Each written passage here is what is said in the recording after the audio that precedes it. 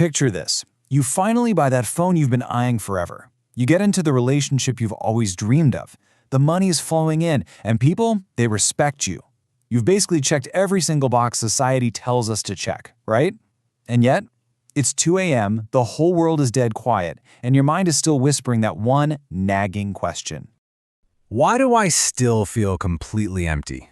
Well, that exact question is what psychologist Abraham Maslow spent his entire life trying to figure out. And what he discovered, it's not just some dusty academic theory you cram for a Psych 101 exam. No, it is literally an urgent diagnostic tool for our modern lives. He uncovered this hidden pyramid that is silently controlling the whole shebang: your happiness, your drive, your anxieties, your addictions, and your ambitions. He realized we aren't just driven by random, chaotic desires. We are driven by unmet needs. And these needs, they stack up in a very specific order. Okay, let's break this down. Think of your life kind of like a video game. You literally cannot unlock level 5 if you completely ignore level 1. But look around at society today. We're constantly bombarded with messages to manifest success, be extraordinary, or find your life's purpose. But we're being told to do all of this while our nervous systems are absolutely fried. Chasing high-level purpose when you haven't even met your basic biological needs? It's like trying to install custom luxury windows in a house that is currently engulfed in flames. That right there is exactly why so many high-achieving people just completely burn out. So we gotta look at the foundation first. Which brings us to level 1, survival. This is the foundation that most people completely ignore. Just look at how basic these physiological needs are. We're talking food, water, sleep, oxygen, movement, basic health. Sounds simple, right? Well, not anymore. Modern humans are critically overstimulated but severely underrested. We are hit with infinite entertainment, endless doom scrolling, artificial blue light, highly processed food, and an absolute avalanche of dopamine. And then we sit back and wonder, why do I feel so anxious and empty? Listen, sometimes you really don't need a $500 an hour life coach to figure out your life. You just need a big glass of water and 8 hours of uninterrupted sleep. Because here's the absolute truth. Your brain is not a machine. It's biology. And biology always wins. Always. When you're running on no sleep, your brain gets super emotionally reactive. Science actually backs this up. Chronic stress spikes your cortisol, wrecks your emotional regulation, ruins your memory, and sends your anxiety through the roof. Basically, an exhausted body turns into a biological war zone. And you literally cannot build a peaceful mind in a war zone. So if your life feels like chaos right now, start here. Fix your sleep, cut the dopamine hits, go for a walk, and just breathe. Even ancient monks knew they had to stabilize the physical body before they could ever hope to master the mind. Moving up, we hit level 2, safety. And this perfectly explains why your nervous system never actually feels calm. So, evolutionary biology wired us to react to the threat on the left, right? A literal tiger chasing you. But today's threat, it's the one on the right. Your boss texting you at 7 p.m. saying, "We need to talk." And here's the fascinating and honestly kind of terrifying truth. Your nervous system has no idea what the difference is between those two things. Both of them trigger the exact same biological stress response.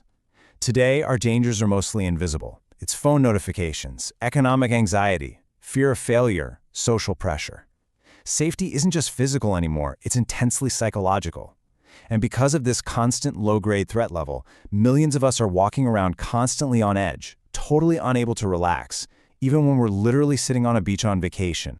This unresolved insecurity leads to some really destructive habits: overworking, people-pleasing, and this sort of toxic ambition. There's this brilliant old story about a king who slept with a sword beside his bed every single night. Even after he conquered entire kingdoms, he still couldn't sleep peacefully. A servant finally asked him, "Why are you still so afraid?" And the king's answer was just profound. He said, "Because once you build your identity around fear, safety never feels like enough." We really need to recognize that sometimes what we call modern ambition isn't actually passion at all. It's just survival trauma wearing a really nice suit. To fix this, we have to stop tying our human worth to how productive we are every single day. Next is level 3, love and belonging, which brings us right to the heart of today's loneliness epidemic. You know, humans are deeply tribal creatures. For thousands of years, we literally survived by sticking together. But human evolution has gotten deeply confusing lately. We transitioned from ancient village gatherings around a warm fire to sitting totally alone in a dark room, firing off heart emojis while being completely emotionally unavailable. Modern society has sold us this really dangerous illusion. It tells us we can be hyperconnected digitally while staying entirely disconnected on the inside. You can have millions of followers and all the online validation in the world and still cry alone at night. Because connection, it is not the same thing as attention. The human nervous system literally heals through genuine, safe connection. Without it, isolation just breeds anxiety and depression. We really have to start listening more, performing less, and building real, offline communities. Which takes us to level 4, esteem, or the dangerous addiction to validation. Now, this is the level where society often gets permanently stuck. Entire industries are quietly designed to monetize our insecurities. Think about it. If they can make you feel like you aren't enough, you're going to keep buying more stuff to prove that you are. People get locked into this incredibly empty chase for status, followers, luxury goods, appearances, fancy job titles. We desperately hope that checking off these external markers of success will magically generate internal peace. But let me tell you, self-esteem that's built entirely on fragile external metrics is incredibly weak. If your entire identity is built on likes and titles, a single negative comment can completely destroy it. This is exactly why some of the most visibly successful people on the planet are secretly the most miserable. They built up their success for sure, but they totally forgot to build their self-worth. I absolutely love this quote from the ancient Stoic philosopher Marcus Aurelius. The opinion of others is outside your control. The Stoics understood something huge. If your happiness relies on the approval of a crowd, you basically become an emotional slave to that crowd. True, healthy esteem doesn't come from acting like you're better than everyone else. It comes from competence, discipline, integrity, and actually keeping the promises you make to yourself. Real confidence is quiet, It never has to scream for attention. Then we finally reach level 5, the highest human state, becoming who you were meant to be. This is what Maslow called self-actualization. It's all about becoming your highest, most authentic self, rather than just playing a part in society's version of success. This is the sweet spot where creativity, deep purpose, and real wisdom finally emerge. But here's the shocking truth. Most people never even reach this stage. Why? Because they spend their entire lives distracted and trapped in those lower survival modes we just talked about. It's like, imagine a bird that is so completely obsessed with just surviving the daily storms that it entirely forgets it was born to fly in the first place. That bird is basically humanity right now.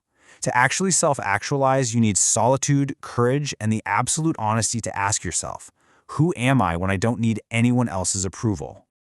But wait, it gets better. Later in his life, Maslow realized there was actually something even higher than self-actualization. He added this ultimate peak, self-transcendence.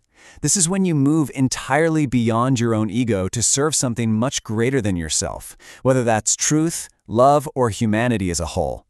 This actually perfectly explains why the wisest people you'll ever meet are often the simplest. They just have less ego and way more presence. They aren't trying to prove anything to anyone. They just have peace.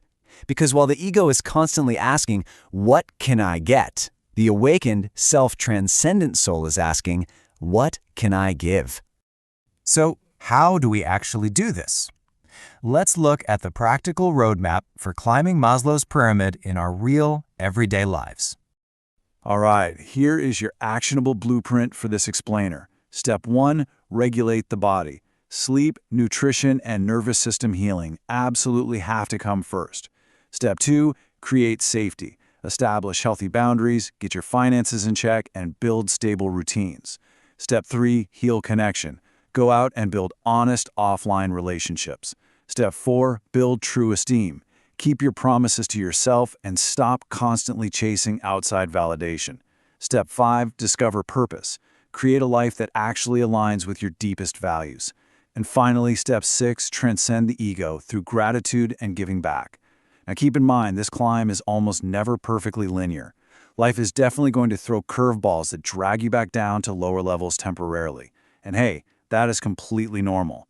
The goal isn't to be absolutely perfect. The goal is just conscious growth.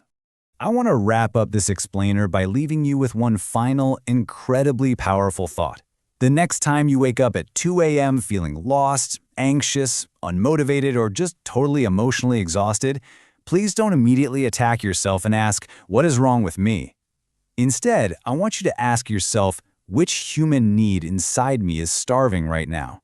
Because the real truth is, you are not broken. You are simply unmet.